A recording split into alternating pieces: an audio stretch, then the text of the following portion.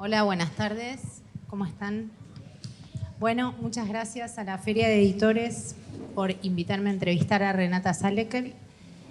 Tuve que hacer un gran esfuerzo para que la admiración que tengo por ella me permitiera aún así leer y formular preguntas. La voy a presentar primero y después le voy a hacer preguntas acerca de sus 4 libros, que son los que están ahí en la mesa, que son los que editó Godot. Las preguntas están mezcladas, no necesariamente son en orden cronológico de los libros. Así que bueno, vamos a ver qué les parece.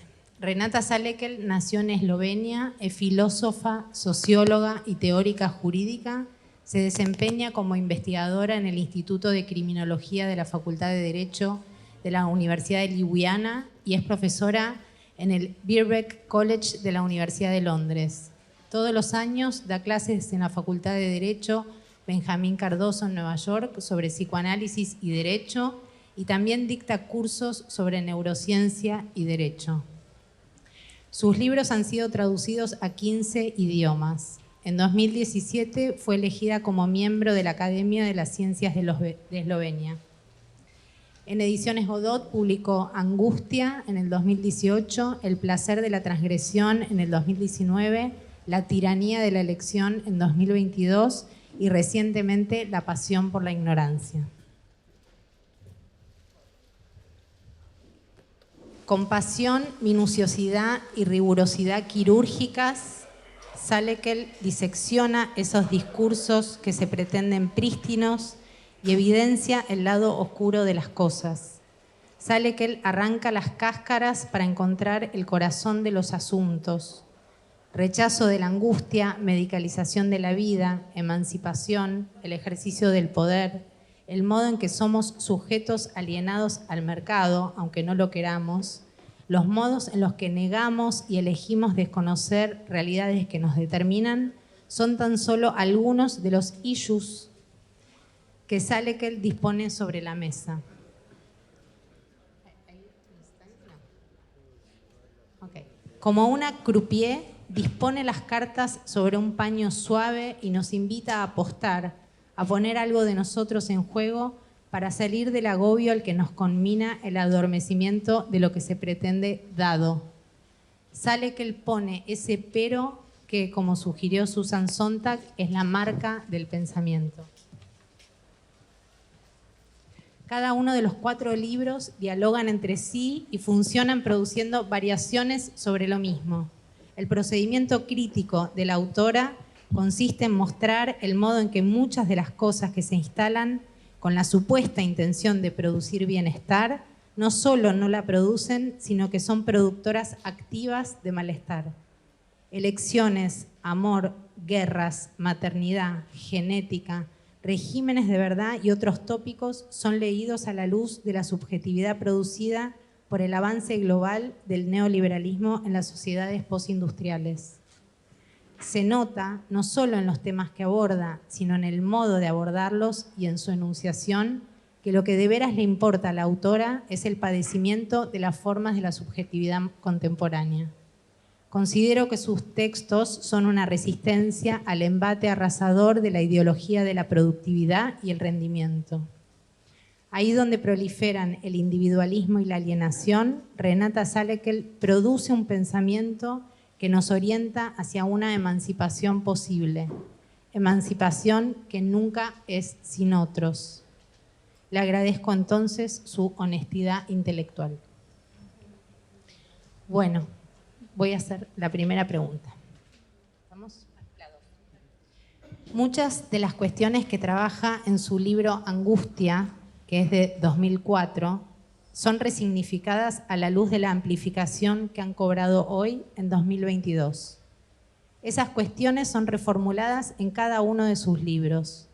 Una de ellas que considero crucial es la siguiente. Cito a Renata Salecl. La industria farmacéutica se hace cada vez más rica vendiendo todo tipo de drogas antiangustia. Considera que el aumento en los consumos de psicofármacos, sobre todo en los más jóvenes, está en relación con reforzar esos mecanismos de negación y de la ignorancia que usted sugiere en su último libro? Many of the questions that you write about in your book, Anxiety, from 2004, take on a new meaning today in 2022. Those questions also are sort of reformulated in each one of your books. One of them, which I find crucial, is the following, and I quote, "The pharmaceutical industry is getting richer and richer all the time by selling all sorts of psychiatric medications and anti-anxiety medications." End quote. Do you think that the increase in the consumption of psychiatric medication, especially amongst younger people, is related to reinforcing those denial mechanisms and that ignorance that you write about in your last book? Yes, thank you for your question.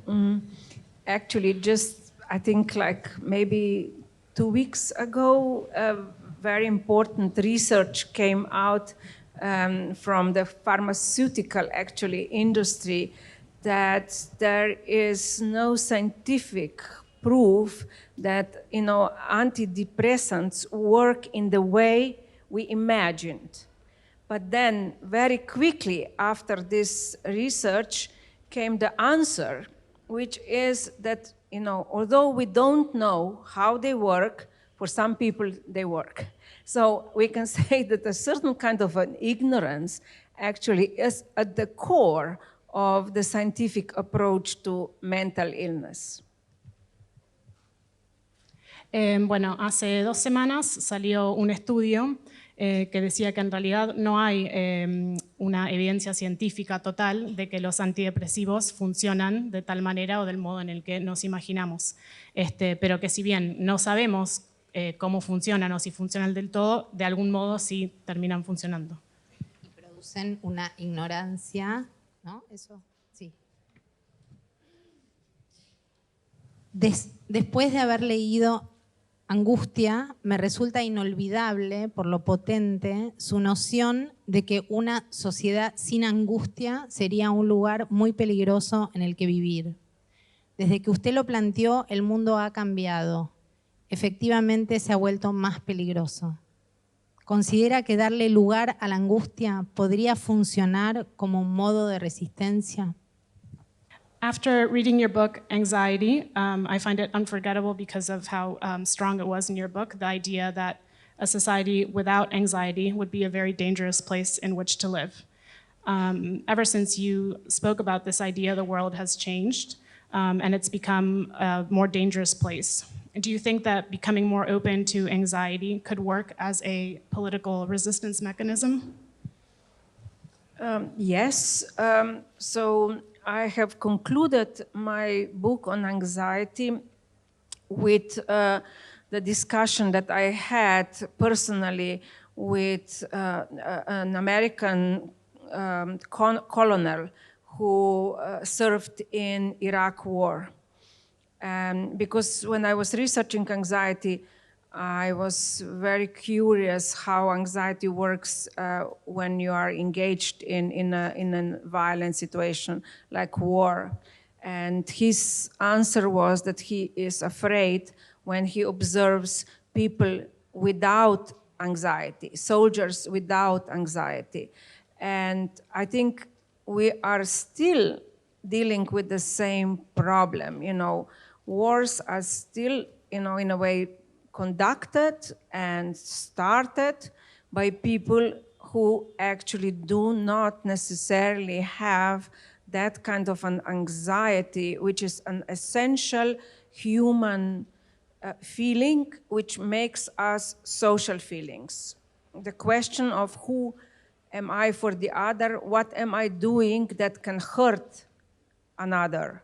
And these kind of questions often are, not present with people who might have, a structure of an untriggered psychosis and who might be more prone, I would say, to kind of injure, not necessarily physically, but sometimes, verbally nowadays.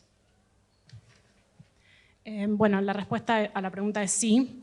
Y que concluí mi libro con una charla que tuve con un estadounidense que había estado en la guerra de Irak porque tenía curiosidad sobre cómo funcionaba la ansiedad en un escenario de guerra. Y él decía que tenía miedo cuando veía a personas que no sentían ansiedad, angustia, y que estamos todavía tratando con el mismo problema de que las guerras están llevadas a cabo y conducidas por personas que no sienten esa angustia, que en realidad es una sensación muy humana. La pregunta de quién soy, qué estoy haciendo, cómo me relaciono con los otros, todas estas preguntas no están presentes en estas personas que están llevando a cabo estas guerras. Thank you. En línea con su libro Pasión por la ignorancia, en el que usted indaga las distintas maneras en las que nos relacionamos con lo que no sabemos, con lo que sabemos, con lo que ignoramos, con lo que no queremos saber o con lo que negamos, pensé que hoy en día se produce el siguiente fenómeno. Por un lado, el individualismo niega a los otros y se pretende que todos sabemos y que somos dueños de nosotros mismos, pero por otro lado, se sostiene a un otro sin fallas a quien apelar cuando de decisiones se trata. Como si dijera, existe alguien que tiene el saber absoluto. ¿Considera que reforzar al yo promueve a la vez el reforzamiento de un otro absoluto y poderoso? In line with your book, Passion for Ignorance, in which you question the different ways in which we relate to the things that we know with the things that we ignore, or what we don't want to know, or what we deny, it occurred to me that today the following phenomenon can be observed. On the one hand, individualism denies others and kind of pretends that we all know everything and that we are kind of masters of ourselves. But on the other hand, we do still have the idea of another who does not have faults and on which we fall back on when we have to make choices. So there is always another who has a total knowledge. Do you think that reinforcing the ego promotes, at the same time, a reinforcement of an absolute and all-powerful other? Yes, in psychoanalytic circles, there have been, a lot of discussions in the last few decades over whether the big other, the social symbolic structure in which we live, exists nowadays differently. So one theory was that instead of like a big other, which we had in a more traditional society, we might have more small others. Nowadays, let's say, also represented by small authorities. We don't identify with classical authorities, like parents, even, church leaders, state leaders, scientists, teachers. But we have, a proliferation of new authorities, like Instagram influencers. So I will, maybe you translate this and then I say something more. Okay. En los círculos de psicoanálisis está esta pregunta sobre si este gran otro existe de una manera distinta hoy en día. Una de estas teorías dice que en vez de este gran otro, se dice así, sí, lo hemos reemplazado por muchos pequeños otros o autoridades más pequeñas, porque ya no nos identificamos hoy en día con la figura de autoridad clásica como líder de una iglesia, científicos, políticos, etcétera, la familia, sino que estas autoridades son reemplazadas por nuevas autoridades, como por ejemplo lo que podemos ver con los influencers en Instagram. In general, I don't think that things have changed so much. When I speak with my friends who are practicing psychoanalysts, I often ask them what are the new symptoms that you are observing, and actually they say we are not observing radical differences in suffering. The question of who am I for others, for society, how am I recognized or not, what do I want, what do others want, they persist. And these are the questions which concern the big other, So even, let's say, in the online world, we are searching for likes, for sharings, which is a search for a symbolic recognition, which is just slightly different, but the anxiety in regard to the question of who am I for the other remains. And maybe it is just changing, let's say, the way it is expressed. So I would say the anxiety that we observe in the online world is overwhelming, but it's still an anxiety which deals with the same question of, the recognition and, of course, the feeling that we are not recognized, which is an old question. Por otro lado, no creo que las cosas hayan cambiado demasiado. ¿Cuáles son estos nuevos síntomas que estamos viendo? No hay diferencias radicales. La pregunta sobre quién soy, qué es lo que quiero, cómo me relaciono con el otro, son preguntas que persisten hoy en día y que conciernen a esa idea del gran otro. Así que aun cuando se trata de las vidas en Internet, sigue habiendo una búsqueda de un reconocimiento simbólico y esa angustia persiste. Simplemente cambia el modo en el que es expresado, porque la angustia en realidad siempre tiene que ver con esa búsqueda de reconocimiento.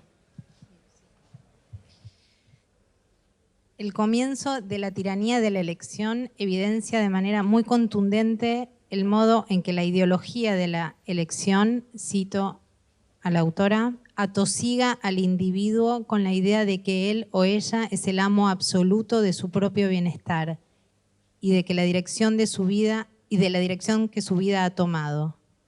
Renata Salecl se sube a un tren en un viaje muy corto. Esto está resumido, pero es mucho más potente el inicio y es muy impresionante. Se sube a un tren en un viaje corto, levanta la vista y lee las publicidades en el interior del vagón. El cartel de una universidad dice, sé lo que quieras ser. El de una marca de cerveza le pide, sé tú misma. Una fugaz ojeada a las listas de bestsellers nos permitirá ver que la gente gasta muchísimo tiempo y dinero en aprender a convertirse en sí misma. Hay muchísimas en ese inicio, por eso es muy potente. El cajero automático del banco de donde Renata Salecl saca dinero dice your choice, your chase. Y chase es por un lado búsqueda, pero también es persecución. La vida se ha vuelto una publicidad. ¿Cómo considera que estos eslogans y nuevos, entre comillas, imperativos generan un efecto de persecución sobre nosotros? The beginning of the Tyranny of Choice makes it evident the way in which choice ideology kind of bombards the individual with the idea that he or she is the total master or is completely in control of their own well-being and of the direction in which their lives are going. There's an anecdote where you get on a train for a short trip and you look up and you see all sorts of advertising campaigns and slogans in the inside of the wagon. A university campaign says, be what you want to be. A beer brand says, be yourself. And a quick look at bestsellers lets us see that people spend a lot of time and money in trying to learn how to become themselves. And the ATM machine at the bank says, your choice, your chase. And chase is on the one hand a search, but it can also be interpreted as a persecution. So life has become, in a way, an advertising campaign or an advertising slogan. How do you think that these slogans and these quote-unquote new imperatives generate a persecution effect among us? Yes, neoliberalism is really an incredible ideology which people have internalized and which is pacifying us in the way that it prevents, I would say, us to organize in a social way to sort of fight for social change.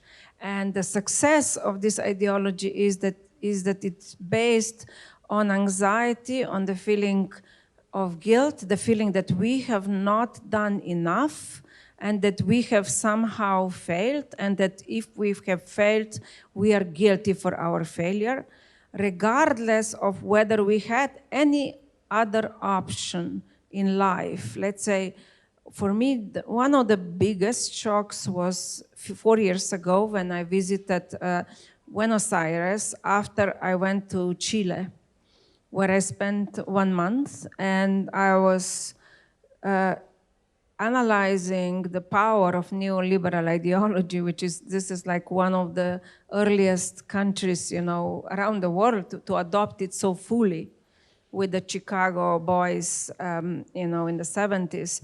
And even poor people identified that they are guilty for their poverty, or they should have worked harder, or, the belief, which is a fictional belief, we can still make it. If only we have enough luck, if we work even harder, or maybe our children will make it, or if all fails, maybe we win in lottery. Bueno, el neoliberalismo es un mecanismo increíble porque pone a las personas como bajo una cierta anestesia, los pacifica en el sentido de que no podemos luchar por un cambio social real. Siempre tenemos esta sensación de que nunca hicimos lo suficiente, de que siempre hay algo que podríamos haber hecho distinto, de que fallamos, y a su vez si fallamos es culpa nuestra. Hace 4 años, cuando vine a Buenos Aires después de un viaje a Chile, me puse a analizar un poco el poder del neoliberalismo y de esta ideología del neoliberalismo, y vi que aún las personas empobrecidas se identificaban con esta idea de que tenían un poco la culpa de su propio destino. Y existe esta creencia ficcional de que siempre el destino puede cambiar, de que si no cambia para nosotros, quizás cambia para nuestros hijos, etc. Esa mirada omnipresente de los slogans que mencionan el inicio de la tiranía de la elección impide algo que me parece, justo lo leí mientras estaba leyendo, que dice Derrida, que es: si sé lo que hay que decidir, no decido, y entre el saber y la decisión se requiere un salto, aunque sea necesario saber lo más y lo mejor posible antes de decidir. Ese salto, ese pequeño riesgo, es el que se intenta evitar constantemente. Eso se expande a todos los ámbitos de la vida, pero me interesa preguntarle, porque usted lo examina en todos sus libros, ¿de qué modo esa evitación del riesgo se cuela en el ámbito de las relaciones amorosas bajo cualquiera de sus formas? That omnipresent gaze, which makes it difficult for us to choose in that moment, which Derrida refers to, where if we have to choose, I won't choose, because between that knowledge and that knowing and the making of the choice, we have to make a jump. There's a gap. And it's always necessary to know a little bit more and to know as best as possible before we make that choice. That jump, or that bridging of the gap, that small risk is what we try to avoid constantly when making decisions. And this can be expanded and applied to all aspects of our lives. And I'm interested in asking you, because you speak about this in all of your books, in which way does that avoidance of that risk filter into relationships, emotional, sexual relationships, in any of the forms that they might take? Yes, thank you. That's a very important question. I remember my friend Susie Orbach, a British psychoanalyst, once gave me a good example of a woman who sort of presumably had everything in life, and was feeling, that she had done like perfect choices, but was constantly unhappy. So Susie said, this woman came to me with a list of, how she conducted her life. So she had done everything to perfection. Perfect education. Bought her apartment, perfect job, perfect boyfriend, perfect body, was exercising, great social life. And then, where is happiness? She said, I worked so hard. Every choice I made was just perfect, you know, and I'm so miserable. And, you know, Susie's answer was, you know, she perceived her life as if there are tasks. You know, she has to work hard to deal. And in some way, she was also making the choices which were sort of socially acceptable or were socially regarded as what counts as success.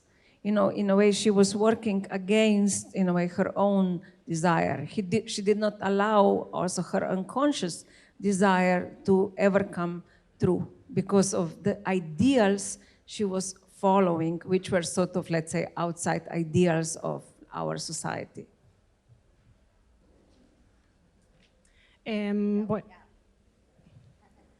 Una psicoanalista británica, Susie Orbach, dio un ejemplo de una mujer que se sentía constantemente infeliz a pesar de las decisiones supuestamente buenas que había tomado a lo largo de su vida, y fue a la psicoanalista con una lista de todas las cosas que había logrado, de todos sus logros. Tenía una buena educación, había comprado su departamento, tenía un buen trabajo, tenía una pareja, tenía un buen cuerpo, hacía ejercicio, tenía vida social, y aún así se planteaba la pregunta: ¿dónde está la felicidad? Cada decisión que había tomado a lo largo de su vida era perfecta, pero aún así se sentía mal, miserable. Esto es porque tenía una percepción de la vida como si fuese una lista de cosas a tachar, y las decisiones que tomaba eran las que ella percibía como las aceptables socialmente. Y entonces lo que no estaba sucediendo era que no se estaba dando lugar al deseo inconsciente que ella tenía. I like, you know, the old Freud's saying that when it comes to choices in life, you should think long and hard about the banal choices, you know, what you will eat, what you will dress, or those kind of things. But when it comes to big things in life, to get married or not, to have children or not, you know, you should just do it. You know, you cannot predict how you will feel. You know, it's very much linked to, you know, sort of like uncertainty, and you cannot, let's say, in this kind of life decisions, you know, come a guarantee. Por eso me gusta una cita de Freud, una idea de Freud, que dice que para las decisiones de vida que son más banales o pequeñas, deberías pausar y pensar bien lo que estás haciendo, qué vas a comer, cosas así, pero para las decisiones importantes, como un casamiento, con quién te vas a casar, o este tipo de cosas, si vas a tener hijos, etcétera, deberías simplemente hacerlo porque están fuertemente atadas a la incertidumbre.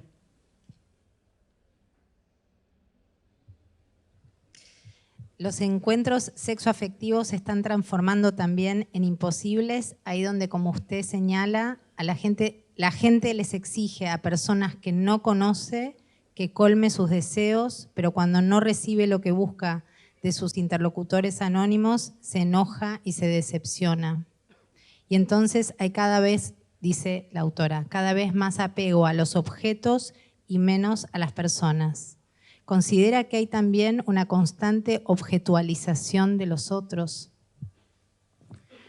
Sexual and emotional encounters are also becoming a little bit more impossible in that moment where, as you mentioned, people require of people that they've never met before that they fulfill all of their desires and all of their needs. And when that doesn't happen, when they don't receive or find these things in their anonymous interlocutors, they get upset and they're disappointed. And so there's more and more attachment to objects and less attachment to people. Is there also sort of a constant objectivation of others? Yeah, one of the big mistakes of the online dating apps is that they think that people are searching something similar to who they are. And this happened already before this new technology. I remember before online sort of dating world developed, I was reading about a very simple Japanese, like an early stage of a Japanese dating app. The idea was that you would have like a kind of a wristband, which would be kind of programmed so that you would list, a certain kind of a list of things you like to do in life and what are your general desires. I like to read books, see these movies or whatever. And then the idea of this technology was that when you meet someone like randomly who likes similar things, the machine will go off and there will be a sign to both of you, that you have met a potential match, which is a totally ridiculous idea, because people are often attracted by something that is different, unknown to themselves.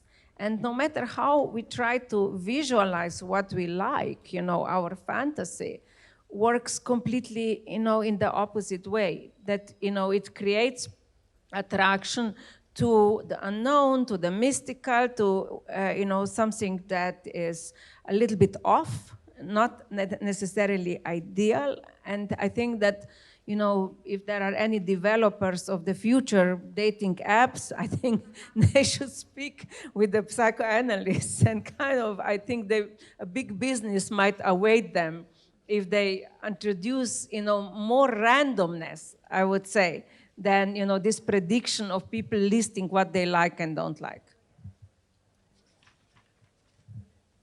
Bueno, uno de los errores de estas aplicaciones de citas que existen hoy en día es que parten de la base o de la premisa de que las personas están buscando las mismas cosas.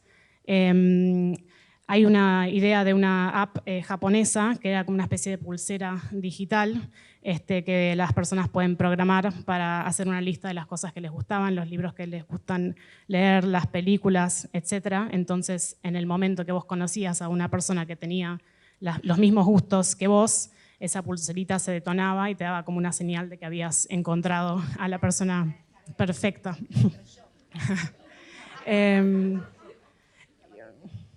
Y la realidad es que las personas se sienten atraídas también por ese componente de lo desconocido y que nuestra atracción no funciona siempre de esa manera, que si no funciona de una manera bastante opuesta, nos atraen cosas que quizás no son siempre las que esperamos, y que si hay algún programador en la sala de futuras apps de citas, deberían hablar con los psicoanalistas para introducir un poquitito más de lo random en cómo están hechas estas aplicaciones. Vamos a empezar a armar ese kiosco. Bueno. Usted plantea que en estos nuevos modos de relación hay buena disposición hacia el otro, pero nada de compromiso. Es una cita. La falta de compromiso, dice Renata Salecl, es el nuevo dictado de la moda. ¿Considera que hay un rechazo a la otredad, en tanto esa otredad no es fija y es más bien inestable? You say that in these new ways of relating to one another, there's always a good predisposition towards the other, but there's never compromise. And this lack of compromise is kind of the new rule of law that's come into fashion. Do you think that there is a rejection of otherness in the sense that otherness is never really fixed and is always more or less unstable? Yes, to a point I would say that this individualism in which we live has created this perception of a subject who is not willing to make a compromise, because the subject perceives him or herself as an absolute master, or as though he or she is still a slave. There is this, fiction that we are completely in charge of our life, which neoliberalism really created. And, Jacques Lacan, in his discourse on capitalism, was already speaking about this, that the slave, in capitalism gets the impression that he or she is not a slave anymore but a master. But that's very much not true. What is happening is that I think that the subject does not want to compromise out of a certain kind of, I would say, also an anxiety. Anxiety which is linked to this neoliberal subjectivity of utter individualism. And we have seen this in the time of pandemic, when you had a disregard for the social, a disregard for others, and a kind of a fantasy of freedom of choice, where in this fantasy you perceived yourself as a monad, outside of society. So when I was analyzing this crazy logic of choice, I realized that in a way it's a necessary consequence of the ideology which has been teaching us that we are responsible about everything, about our body, our lives, the lives of our children, which creates a lot of anxiety and the feeling of guilt of making presumably the wrong choice.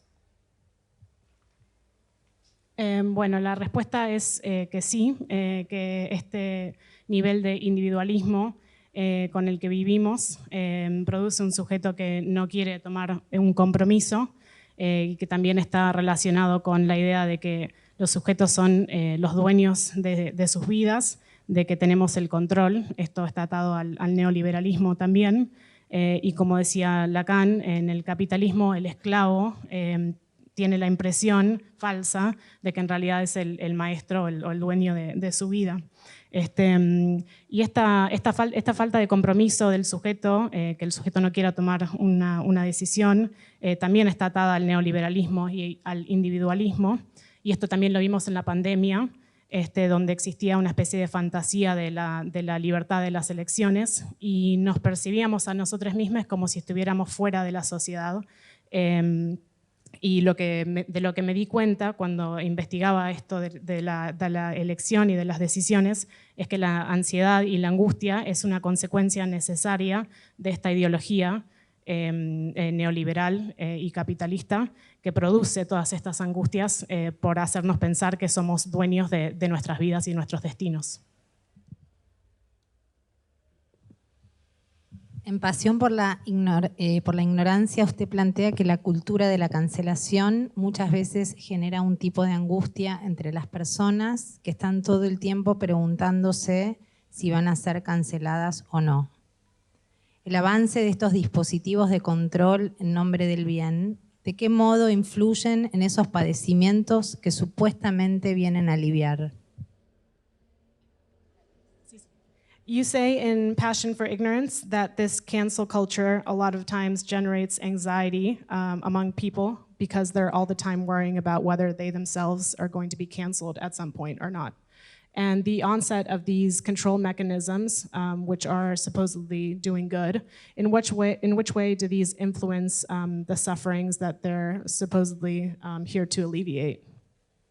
Yes, any encounter with the other, with another human being, introduces something unknown, something which can be, attractive to us, or something that we can be repulsed. It triggers with us emotions which are often hard to deal with. In today's society, I think we have, sort of like introduced a space, an online space, where we often, let's say, kind of live in ignorance of the pain of the other. And, I fully understand the desire of society to somehow come at grips with this. Because online world creates an illusion as if we are not interacting with someone, as if on the other side of our discourse address is not a human being. And it desensitizes us.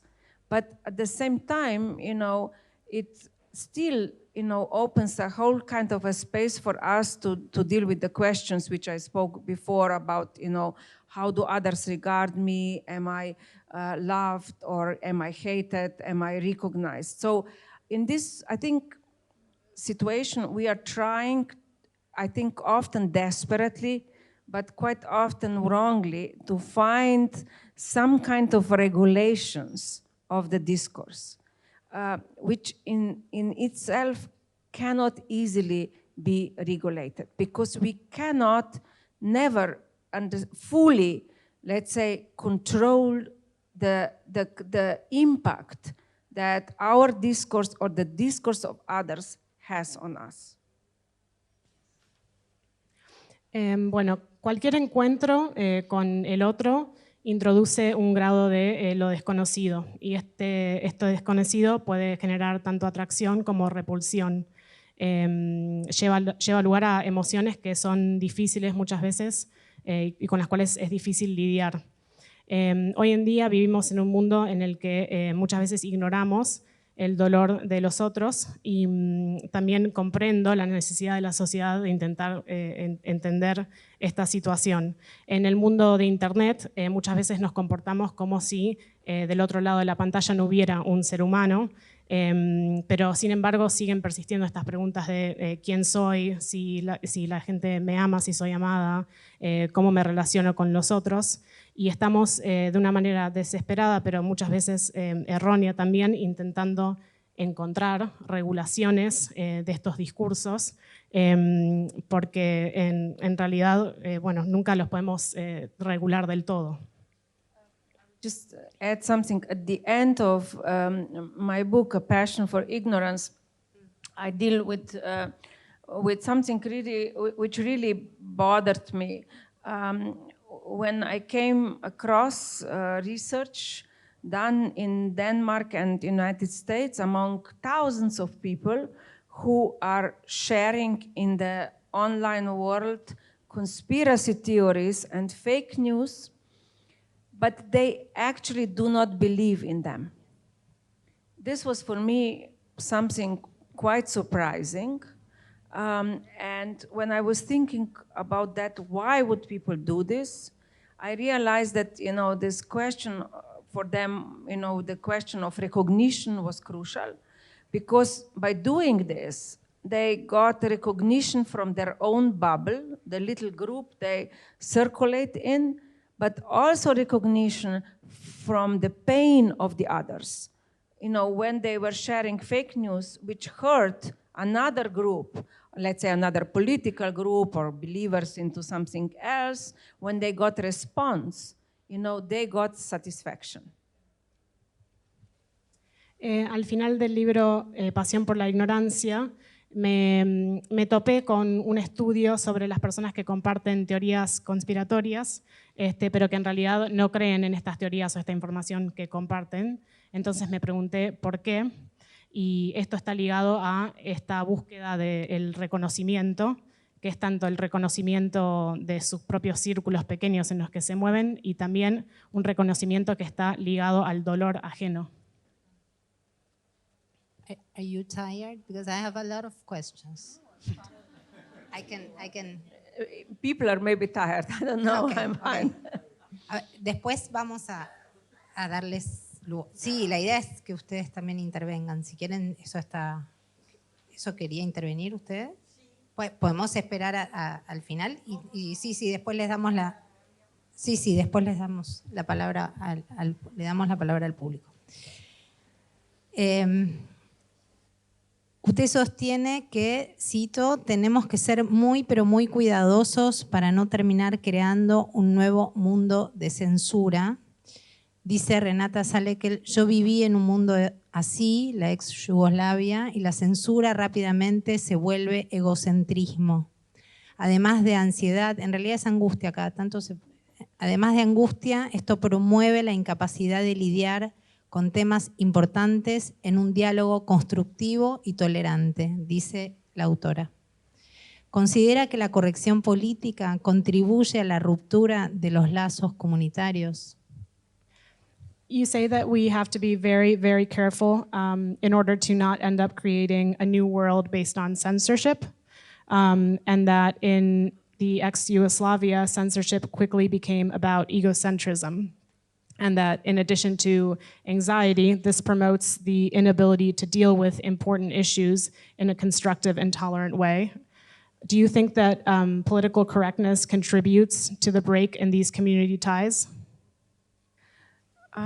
I think that more problematic than political correctness is self-censorship, which we are observing in a lot of spaces around the world. I remember when socialism collapsed, I read a really important book by a Slovak sociologist Milan Šimečka,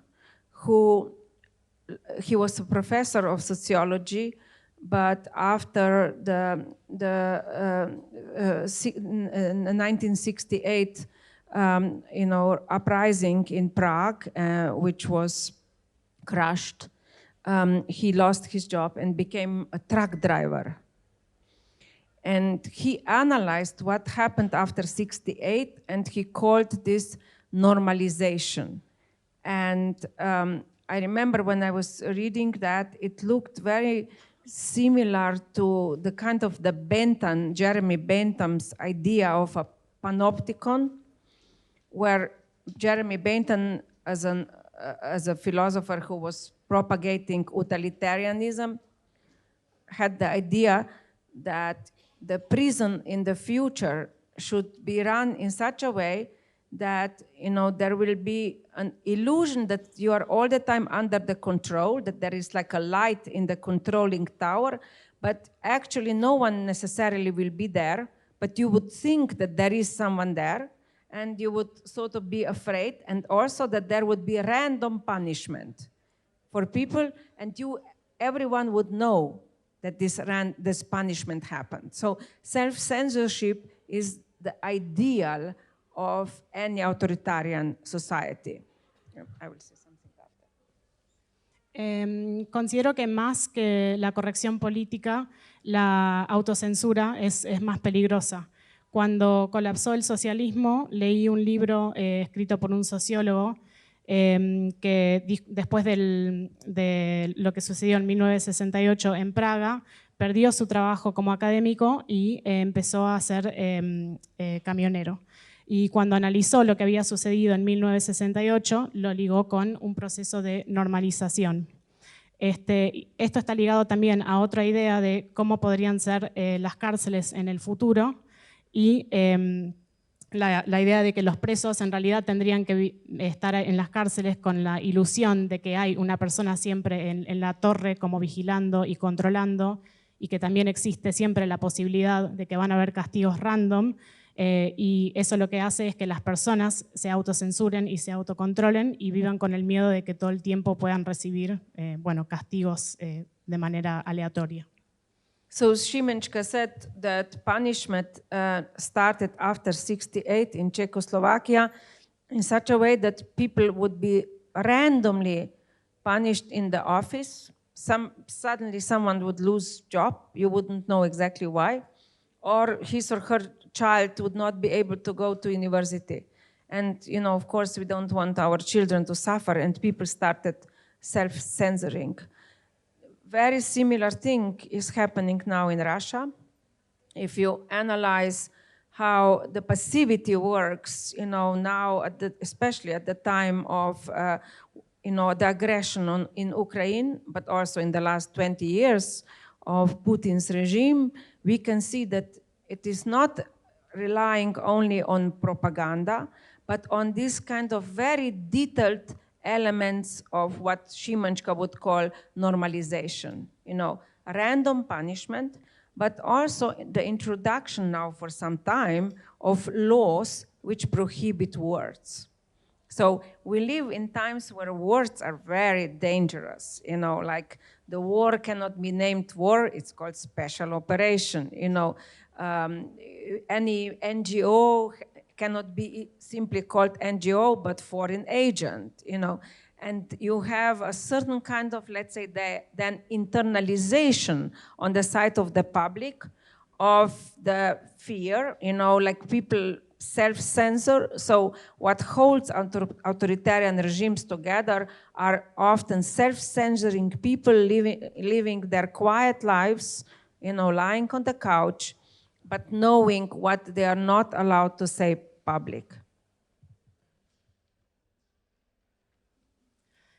Bueno, una de las formas del castigo después de lo que sucedió en 1968 en Checoslovaquia tenía que ver con bueno, estos castigos aleatorios, como que las personas perdían sus trabajos o que de repente no podían inscribir a sus hijos en la universidad. Entonces las personas comenzaron a autocensurarse y a tener más cuidado con lo que decían. En Rusia observamos una situación similar. Con el régimen de Putin. Entonces, estos regímenes tienen que ver no solamente con la propaganda, sino también con esta idea de la normalización. Vivimos en un mundo también donde las palabras cobran mucha importancia y se vuelven peligrosas. Por ejemplo, no podemos hablar de guerra, sino tenemos que hablar de operativos especiales. Y hay una internalización de este miedo que causa que las personas se autocensuren. Diría algo más de esto mismo, esa autocensura, no hace falta ir a esos extremos, funciona también en situaciones menos estridentes, ¿no? That self-censorship also functions in situations that are less drastic as well, sort of. Yes, definitely, you know, and here, of course, the political correctness discourse which you ask about definitely, you know, plays on the same mechanisms, but, you know, not in such a severe way as the authoritarian regimes. Bueno, sí, que la corrección política también funciona un poco con estos mecanismos, pero de un grado, por supuesto, mucho menor que los regímenes totalitarios. Iba a hablar en inglés. Bueno, estamos atravesando, no sé cómo hubiera hecho esta pregunta en inglés, pero estamos atravesando la pérdida del mundo tal y como lo conocíamos y todavía estamos pisando suelo inestable. ¿Considera que la pandemia nos ha posibilitado lidiar de un mejor modo con la incertidumbre de siempre o ha reforzado los mecanismos de negación? We are experiencing the loss of the world as we knew it, and we're still sort of sailing uncharted waters in that sense. Do you think that the pandemic has made it easier for us to deal with uncertainty, the uncertainty that we've always known, or has it reinforced denial mechanisms? Definitely reinforced denial mechanisms. But, you know, here we are not so different. You know, every generation with its own suffering thinks that this suffering is so different from the previous generations. As the same with anxieties. We feel that our anxieties are, you know, so much grander than the previous generations. Which is not the case. And with pandemics, when a pandemic started, I went researching two things. I wrote a little book, which I hope will be soon translated here, like Homo homini virus, like human-to-human virus in Slovenian. And I went to research the previous pandemics, which have often been forgotten. No one has been reading. There have been a number of books on the Spanish flu, you know, on the medieval plague, on cholera. So I read those, and I found again a book which I read when I was a student by a French historian, Jean Delimot, who wrote a big book on fear. And there, Jean Delimot says that pandemics, which he analyzed also, and this book was written like in the 70s, pandemics follow like a trajectory of 4 phases. And the first phase is denial, negation. The second phase is searching for culprits. who is guilty. The third phase is somehow living with it, finding, protective mechanism and so on. The fourth phase is denial again, negation, which really interestingly happened in the time of Spanish flu and with previous pandemics too, and now we are living through this phase, which was in the Spanish flu in 1919. In Rio de Janeiro, they had one of the biggest carnivals of that time. They were still having a lot of infections with Spanish flu, but people were partying as if it's the end of the world. There were so many children born 9 months after, some out of love, but unfortunately some out of rapes, because a lot of sexual violence happened during this partying, So we have seen also with the epidemics of HIV, the kind of the last phase has been, denial, and even, some people infecting themselves or playing Russian roulette, whether they get infected or not became like a secondary problem. Bueno, la idea esta del sufrimiento es algo que atraviesa todas las generaciones y todas las generaciones tienen sus sufrimientos, aunque tenemos un poco la ilusión de que el sufrimiento de ahora es distinto y que quizás hasta es peor que por el que pasaron las generaciones anteriores. En un libro nuevo, que espero sea pronto traducido al español también, me puse a investigar las pandemias previas, que aparentemente las personas se están olvidando un poco. Por ejemplo, la influenza española, la cólera, etc. Y también me topé con un libro sobre el miedo, escrito por un historiador francés, que habla de las pandemias y de las epidemias, y dice que hay 4 fases. La primera fase es la negación. La segunda fase es el buscar un chivo expiatorio o una causa de lo que está sucediendo. La tercera fase tiene que ver con la aceptación, con buscar mecanismos que nos permiten lidiar con lo que está sucediendo, y la cuarta fase es la negación nuevamente. Y esto es un proceso que se vio también en esta influenza española. Y tenemos también respecto de esta negación el ejemplo de Río de Janeiro y lo que sucedió en 1919, con un carnaval gigante que se hizo a pesar de que había un gran número de contagios aún, donde había mucha fiesta, muchos bebés nacieron 9 meses después, algunos producto de relaciones amorosas y otros productos de violaciones, porque lamentablemente hubo mucha violencia sexual en ese momento. Y también, por último, lo vimos con el VIH, donde las personas atraviesan una especie de última fase de negación y se autocontagian o viven de una manera que parecería no importarles contagiarse a sí mismos o contagiar a otros. And another thing which was completely pushed aside in the last years has been also the study which was predicting pandemia to come. So there have been a number of books, scientific books published, which saw that the danger is coming. In 2016, there was a book published with the title Big Farms, Big Flu, which the idea was that with our exploitation of nature, we are opening the doors for the transmission of the virus from some, wild animals to humans. And the idea was also that with the exploitation, let's say in Africa, of searching for minerals in outside of sort of like the cities, going more and more into the wild nature.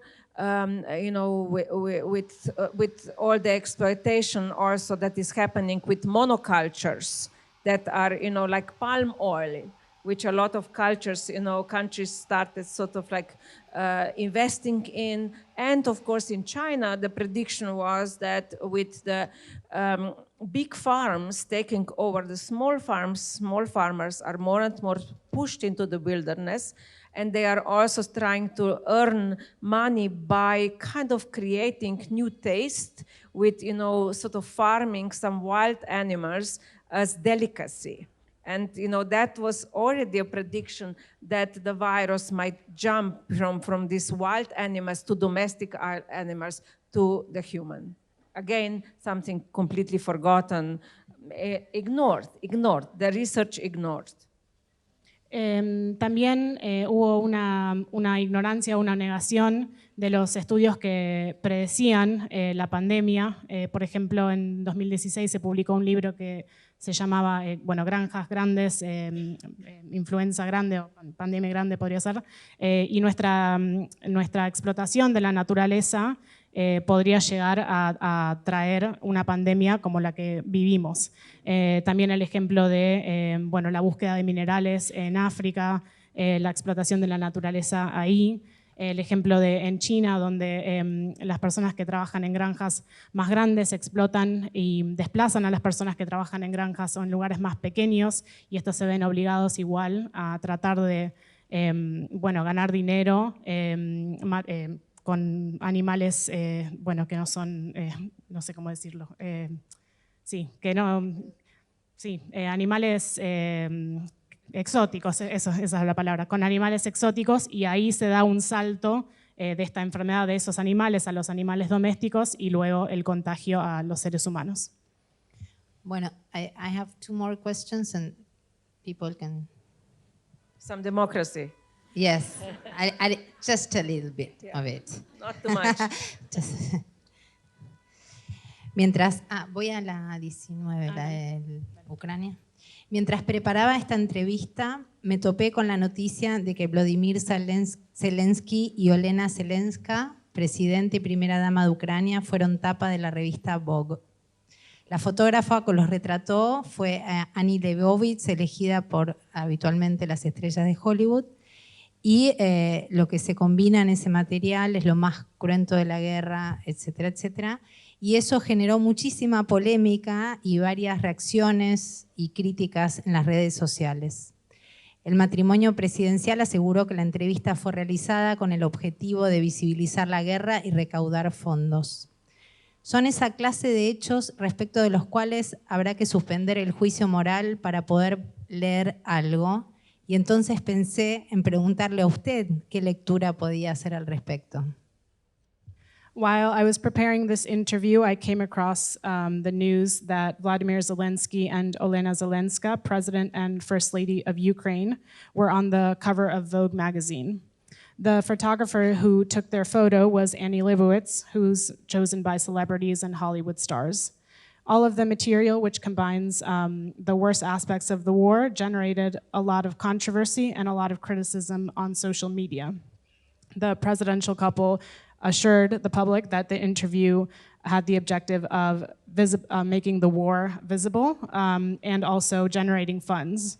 And these types of things are the ones that cause us to kind of suspend the moral judgment that we might make about them in order to continue reading and continue informing ourselves. And I thought in asking you what you think about this situation.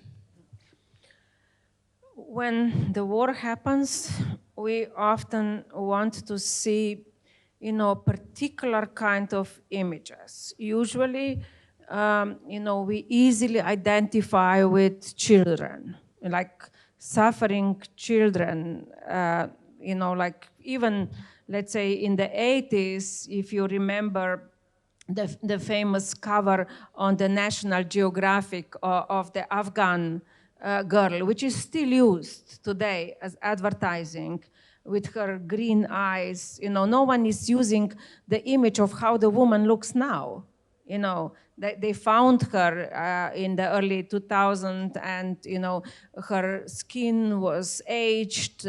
She was a poor mother suffering, in some mountains, and no one wanted, let's say, to exchange the image. If they wanted to have an Afghan woman of today, they should found a new image.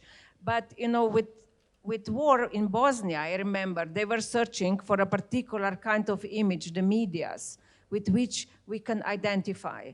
Now, I think that Zelensky has been using the social media wisely. He does not have other power than, to speak as much as possible with all the means he has, is it Vogue or Twitter or whatever, to inform people about the atrocities that are happening. But let's say we also want, of course, a politician in a crisis to look like, in a particular way. I remember when Greece was on the verge of economic collapse and Syriza was in power, their financial minister, Yanis Varoufakis, also had, I think it was Paris Match or something like that, in one of the newspapers, images of him and his wife in their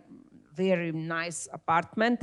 And, the idea was, for a country which is about to financially collapse, the financial minister shouldn't, have the images like this, which I think is a hypocrisy.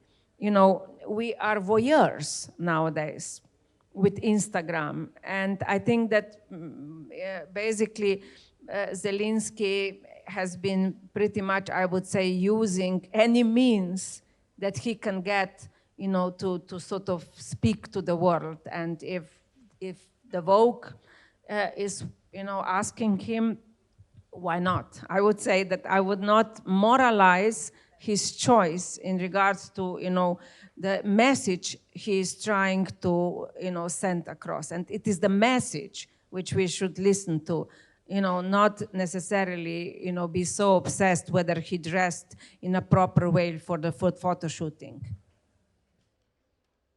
Cuando hay una guerra, buscamos imágenes específicos de lo que queremos ver. Por ejemplo, las imágenes de niñas. Existe una foto muy famosa que salió en National Geographic, la revista, de la niña afgana con los ojos verdes. Esta niña fue encontrada en los años 2000, ya de grande, y no se usó su nueva imagen, digamos, esta nueva imagen fue ignorada. Aunque podría haber servido como una representación, digamos, nueva, no se usó. Y también cuando sucedió la guerra en Bosnia, los medios querían una imagen específica, querían buscar una manera específica de mostrar lo que estaba pasando con imágenes correctas, digamos. Y Zelensky, en mi opinión, usa las redes sociales de una manera inteligente. La realidad es que no tiene otra manera de hacer llegar lo que está sucediendo. Pero eso choca con nuestras expectativas porque siempre queremos que los políticos tengan cierta imagen. Esto pasó también en Grecia cuando fue la crisis financiera muy grande, donde el ministro de Economía fue visto, bueno, como en una situación de lujo con su departamento, bueno, y así, y esto generó mucho rechazo. Porque tenemos la idea de que, bueno, un ministro de Economía no debería estar en esta situación, o por lo menos no debería estar mostrándose así en un contexto como el que estaban viviendo. Esto yo creo que es un poco hipócrita, y en el caso de Zelensky, él está haciendo todo lo que puede, y no creo que deberíamos moralizar su decisión de estar en la tapa de la revista Vogue, sino que deberíamos poner el foco en el mensaje, porque si Vogue lo invita a estar en la tapa y a darle publicidad, entre comillas, a lo que está sucediendo, bueno, deberíamos aceptar eso. Bueno, una más y nos jodemos más. Last one. Freud ha dicho, la uno, ¿no? Te dije así. La segunda parte. Hace tiempo que he reconocido el inevitable, perdón, leí mal. Hace tiempo he reconocido que el inevitable destino del psicoanálisis es mover a contradicción a los hombres e irritarlos. ¿Cuáles son, según usted, los motivos por los que el psicoanálisis sigue siendo tantas veces resistido época tras época? Freud says that for a while now, the inevitable destiny of psychoanalysis is to move in contradiction with men and to irritate them. which are, according to you, the motives, the reasons for which psychoanalysis is still facing so much resistance generation after generation? Yeah, psychoanalysis is facing resistance, but here it is thriving. So if I understand correctly, here if you are not in analysis, something is wrong with you. Now, in these times of crisis, even in Europe and United States, which I know both places quite well, people are, returning to psychoanalysis in big numbers. We have enormous desire to speak, to be heard. In highly individualized world, it is very hard to find, someone with whom you can talk, and also we don't want to talk only to our friends and family. We need someone, the subject presumed to know, as we say in psychoanalysis, which I think is really important. And since, as we started today, psychiatry is now, again in crisis in regard to the drugs and so on, which they are using for treating mental illness. I think psychoanalysis is here to stay. Now, for me, the desire is that psychoanalysis opens the doors to new problems and to engage very interdisciplinary with the social sciences and humanities to help us all think together the subjectivity in today's times. And I think I understand that psychoanalysis is an individual let's say enterprise. It engages with an individual on the couch, but I think its responsibility is to think what has changed in today's times and in which way we can understand mechanisms of identification, the fantasy, anxiety in times of, let's say, very quick technological development, and also all the crises which we are living through. Bueno, diría que el psicoanálisis acá está latente y que si no te psicoanalizás acá en Argentina hay un problema. Pero las personas igualmente están volviendo al psicoanálisis y esto tiene que ver con el deseo que tenemos de hablar y de ser escuchados también. Y también el hecho de que no queremos hablar solamente con amigues o con nuestra familia. Hoy es la psiquiatría la que está en crisis, esto está relacionado también a la cuestión de los psicofármacos, y en ese sentido me parece que el psicoanálisis está para quedarse y que también abre la puerta, nos da la posibilidad de pensar nuevas problemáticas y también de pensarlas de una manera interdisciplinaria, de poder pensar en conjunto con, por ejemplo, las ciencias sociales y problematizar en conjunto. Y en ese sentido, bueno, tenemos que pensar qué es lo que ha cambiado hoy en día en nuestra sociedad, de qué manera ha cambiado y cuáles son esas nuevas problemáticas a abordar. Muchas gracias.